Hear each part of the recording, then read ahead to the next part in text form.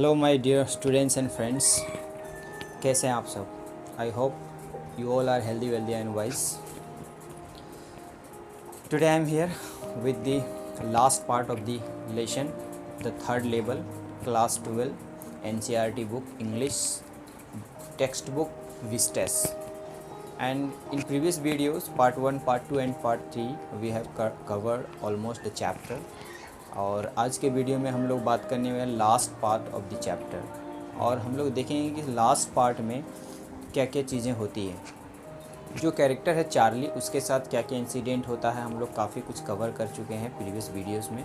अगर आप लोग अभी तक वो वीडियोस नहीं देखे हैं तो I recommend you to watch those videos whatever I have uploaded previously.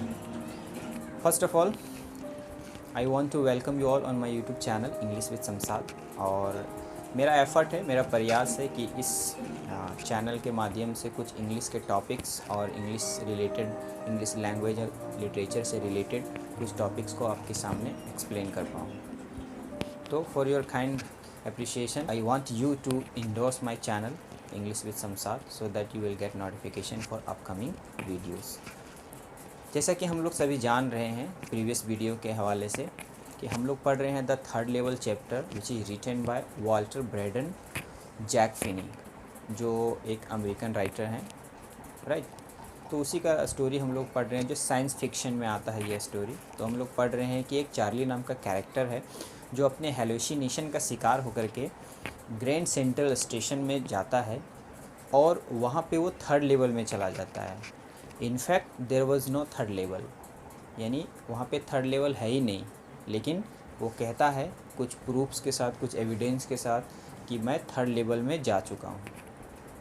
फिर आगे कहानी बढ़ती है तो हम लोग क्या देखते हैं, हम लोग ये देखते हैं कि वो थर्ड लेवल में जब जाता है तो उसे सस्पेक्ट होता है, यानी वो डाउट करता है। He was not confirm that he was in third level, but कुछ ऐसी चीज़ें वो देखता है, जैसे स्मॉल विंडोज़ देखता है, डिफरेंट ड्रेसेस देखता है, और वुड से बना हुआ टिकट विंडोज़ देखता है।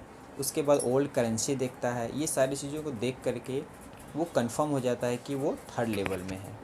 एक और चीज़ वो देखता है, न्यूज़पेपर जो द वर्ल्ड था, जो 1894 में पब्लिश हुआ था। वो सब चीज़ों को देख करके वो श्योर हो जाता है that he was in third level. उसके बाद वो वहाँ से भागा भागा निकलता है और बाहर आकर के वो ओल्ड करेंसी एक्सचेंज करता है अपने डॉलर से, और फिर से जब जाता है वहाँ पे तो इस बार उसे थर्ड लेवल जो है ग्रैंड सेंट्रल स्टेशन में दिखाई नहीं देता है। ये सब चीज़ों को हम लोग प्रीवियस वीडियो में कवर कर चुके हैं।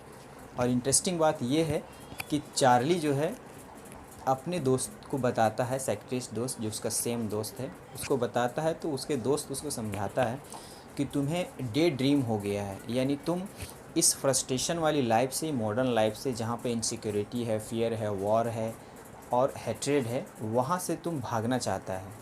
प्रेजेंट लाइफ को एक्सेप्ट करना नहीं चाहता है, इसलिए तुमको हेलुसिनेशन होता है, तुम्हें भ्रम होता है, जबकि वहाँ पे थर्ड लेवल नहीं है।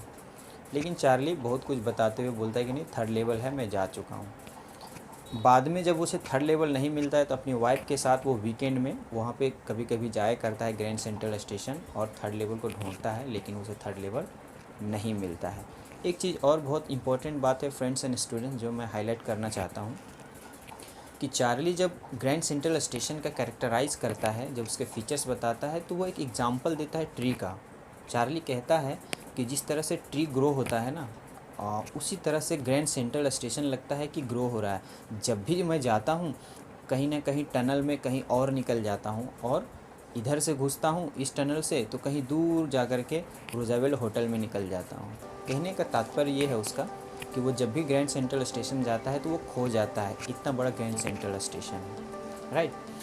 तो जो कुछ भी हम लोग प्रीवियस वीडियो में पढ़ चुके हैं और जो बचा हुआ जो चैप्टर है वो आज हम लोग कवर करेंगे। तो देर न करते हुए चलिए हम लोग स्टार्ट करते हैं last part of the chapter, the third level, right. तो because one night fusing with my stamp collecting, वो अब यहाँ पे चार्ली कहता है कि एक रात में अपने स्टैम्प को कलेक्ट कर रहा था तो मुझे क्या मिला, आई फाउंड, क्या मिला उसे, फर्स्ट डे कवर मिला। किसका था वो? When a new stamp is issued, a stamp collector buy some and use them to mail envelopes, right। यानी वो ये कह रहा है कि मुझे वो काम करने के टाइम पे फर्स्ट डे कलेक्शन वाला स्टैम्प मिला, और वो फर्स्ट डे कवर जो होता है बहुत इम्पोर्टेंट होता है। कोई भी जो पोस्ट ऑफिस में कोई भी जो स्टैम्प इशू होता है तो उसका जो पहला वाला है वो कुछ लोग ख़रीद के रख लेते हैं। वो समझाना चाहता है, ख़रीद के रखने के बाद उसको अपने ही एड्रेस में पोस्ट कर देते हैं और ब्लैंक लेटर डाल करके उसमें कुछ नहीं लिखते। वही वो बताना चाह रहा है, to mail envelopes to themselves on the very first day of sale and the post mark proves the date. और वो जो पोस्ट मार्क होता है वो डेट को प्रूव करता है। The envelope is called a first day cover, उसी एनवेलप को फर्स्ट डे कवर कहा जाता है। There are never opened, you just put blank paper in the envelope. और वो ओपन भी नहीं किया जाता। जो फर्स्ट डे कवर होता है उसको कोई खोल नहीं सकता है। उसमें आपको क्या करना है कि उस एनवेलप के अंदर में ब्लैंक पेपर डाल देना है और ऊपर से स्टैम्प लगा देना है जो न्यू स्टैम्प इशू हुआ है। तो ये सारे वो लोग करते हैं जो स्टैम्प कलेक्टिंग करते हैं। तो वो कहता है कि उस रात में मैं जब अपना काम कर रहा था स्टैम्प कलेक्टिंग का, तो उसमें से मुझे एक कवर मिला, फर्स्ट डे कवर, ठीक है। और उसमें क्या था, वो कह रहा है कि I shouldn't have been there but there it was there because some had mailed it to my grandfather at his home in Galesburg. यानी वो इसलिए उसे वो फर्स्ट डे कवर मिला क्योंकि को उसके ग्रैंडफादर को, उसके दादाजी को मेल किया होगा, जिस तरह से फर्स्ट डे कवर कोई मेल करता है ब्लैंक पेपर डाल के, ठीक है। That's what the address on the envelope said and it had been there since July 1894। यानी ये पुराने ज़माने वाला डेट है। तो उस एनवेलप में जुलाई 1894 डाला हुआ है। The post mark showed that yet I didn't remember it at all.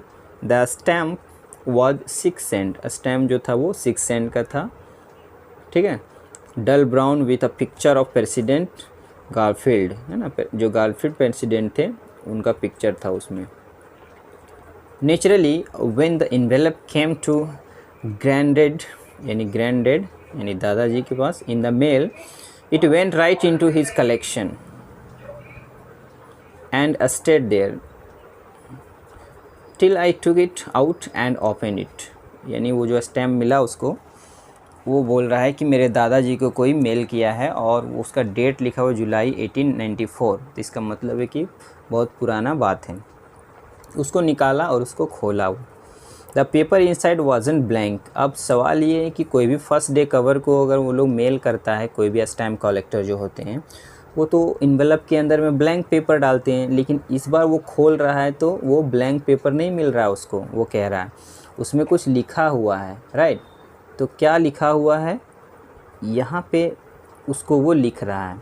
ये एड्रेस है, यहाँ पे डेट डाला हुआ है जुलाई 1894 और चार्ली के नाम से लिखा हुआ है, ठीक है। I got to wishing that you are right, then I got to believing you are right, and Charlie, it's true, I found the third label.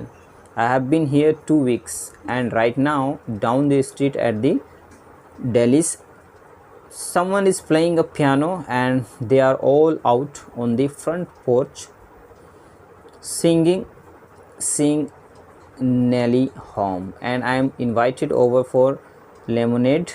Come on back, Charlie and Lisa, keep looking till you find the third level, it's worth it, believe me।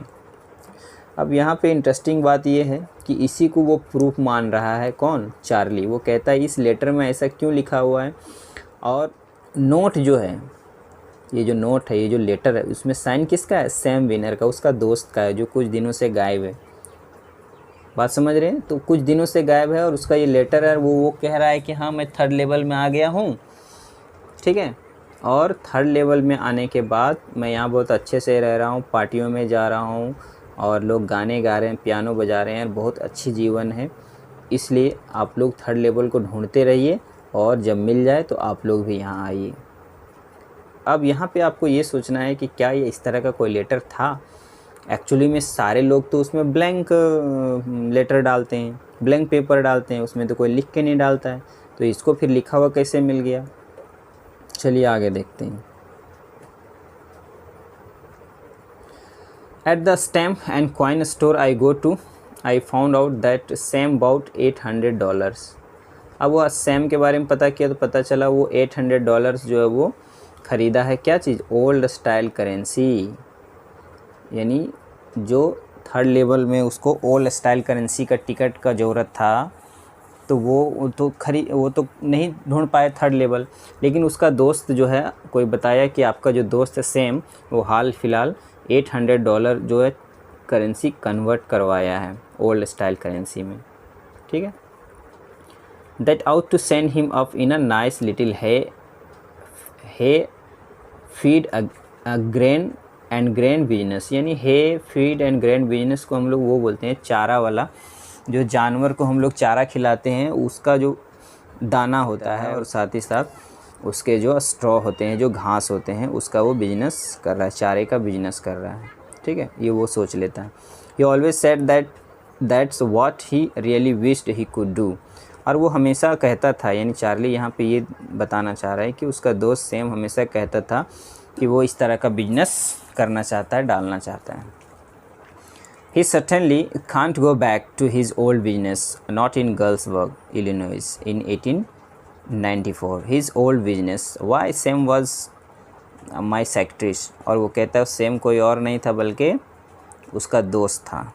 कौन दोस्त था? Secretary. यानी यहाँ पे जो secretary friend है उसका नाम आ गया सैम विनर, और वो कुछ दिनों से गायब था। राइट। और इसके साथ से स्टोरी जो है वो एंड हो जाती है। ठीक है। अब इसमें आप देख सकते हो रीडिंग विथ इनसाइट्स, कुछ क्वेश्चंस दिया हुआ है उसको आप समझ लीजिए। ठीक है। इसके पहले जो फ्रेंड्स एंड स्टूडेंट्स यहाँ जो क्वेश्चन दिया हुआ आपका, ये जो स्टोरी पढ़ने के टाइम पे जो कुछ क्वेश्चंस दिया हुआ है उसको आप देख लीजिएगा, आपको समझ में आ जाएगा। जैसे यहाँ फर्स्ट में क्या दिया हुआ है, ये फर्स्ट में दिया हुआ what does the third level refer to. Third level क्या रेफ़र करता है? तो थर्ड लेवल तो वही रेफ़र करता है, ग्रैंड सेंट्रल स्टेशन में जो सबवे है, जो टनल है, वही थर्ड लेवल है। राइट। लेकिन एक्चुअली वो थर्ड लेवल है नहीं, ये तो उसका हेलुसिनेशन है। चार्ली का क्या है? चार्ली का हेलुसिनेशन है। अब हेलुसिनेशन मीन्स क्या होता है? इसका मतलब डिल्यूजन होता है, और डिल्यूजन को हिंदी में क्या कहते हैं? भ्रम कहते हैं। राइट। चलिए कोई और क्वेश्चन देख लेते हैं इसमें जो दिया हुआ हो। यहाँ पे है, यहाँ पे क्या कह रहा है? Would Charlie ever go back to the ticket counter on the third level to buy tickets to Galesburg for himself and his wife. क्या चार्ली फिर से कभी गया या जा पाया वहाँ पे थर्ड लेवल का? तो फिर से तो गया ही नहीं, गो बैक तो हुआ ही नहीं। एक बार गया था, उसे थर्ड लेवल मिला, जब वहाँ से वो करेंसी चेंज करने के लिए आया, एक्सचेंज करने के लिए आया, तो दोबारा जब वो ढूंढा तो उसको थर्ड लेवल नहीं मिला। राइट। उसके बाद कुछ क्वेश्चंस यहाँ पे है, उसको आप देख लीजिए। Do you think that the third level was a medium of escape for Charlie. क्या आप सोचते हैं कि थर्ड लेवल जो है, जो उसको ग्रैंड सेंट्रल स्टेशन में मिलता है, वो चार्ली के लिए एक तरह का मीडियम था भागने का इस प्रेजेंट वर्ल्ड से, इस प्रेजेंट वर्ल्ड में जहाँ पे इनसिक्योरिटी है, वॉर है, फियर है ना, ये प्रॉब्लम्स है, ये सारी चीज़ों से वो भागना चाहता था। तो आपका आंसर होना चाहिए यस, ये बिल्कुल सही है। क्योंकि इस स्टोरी में बहुत सारी ऐसी चीज़ें आपको मिल जाएंगी जो आप आंसर आसानी से लिख सकते हो। ठीक है। जब थर्ड लेवल वहाँ पे है ही नहीं तो उसको थर्ड लेवल कैसे मिला? तो इसका मतलब कहीं ना कहीं वो फ्रस्ट्रेट था इस प्रेजेंट वर्ल्ड से, और एक ऐसी दुनिया चाहता था जहाँ पे पीसफुल वर्ल्ड हो, जहाँ पे कोई लड़ाई झगड़ा, कोई असुरक्षा का बात ना हो। ठीक है, सभी लोग शांति से जी रहे हों। What do you infer from Sam's letter to Charlie. है चार्ली जो सैम्स का लेटर जो है उससे आप क्या समझते हैं? तो अभी जस्ट हम लोगों ने पढ़ा कि वो भी लेटर जो है क्या है, वो ब्लैंक होना चाहिए पेपर, लेकिन उसको लिखा हुआ कैसे मिला? तो कहीं ना कहीं वो भी एक हेलुसिनेशन का पार्ट हो सकता है। ठीक है। थर्ड क्वेश्चन क्या कह रहा है? The modern world is full of insecurity, fear, war, worry and stress. ये जो फर्स्ट पैराग्राफ में इस स्टोरी में हम लोग पढ़ें। What are the ways in which we attempt to overcome? We can overcome them to listen to music, playing with children and pet animals, going to the park and reading books. Some hobbies we can overcome of them. I hope you have understood the complete story that I have uploaded in part 1, part 2 and part 3, and this one is the last part of the lesson, the third level. I recommend you to watch those previous video to clear your concept regarding this lesson, and till then you subscribe my channel, share my channel and hit the bell icon. You will get the first notification of upcoming videos. Keep learning and have a good day. See you soon in the next video.